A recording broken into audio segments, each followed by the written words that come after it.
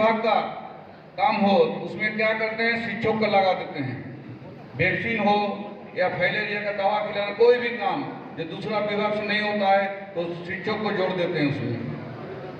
उसके बाद जब शिक्षक का बारी आता है कुछ प्रमोशन कुछ मिलने का, तो उसका सब जितना भी पदाधिकारी है उसको अनदेखी करते हैं। तो यही हम राज्य के सभी पदाधिकारी, जिला के सभी पदाधिकारी से आग्रह करेंगे कि एक उल गुलाम आंदोलन की जरूरत है।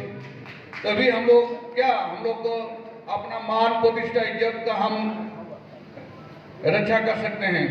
धीरे धीरे शिक्षक का मोरालिटी वैल्यू इतना गिरते जा रहा है कि हम लोग का समस्या दिन प्रतिदिन बढ़ते जा रहा है। इसलिए सभी शिक्षक बंधुओं से मेरा आग्रह है कि सब संगठित हो और संघ के प्रति आस्था रखें ताकि हम लोग का समस्या समाधान हो सके।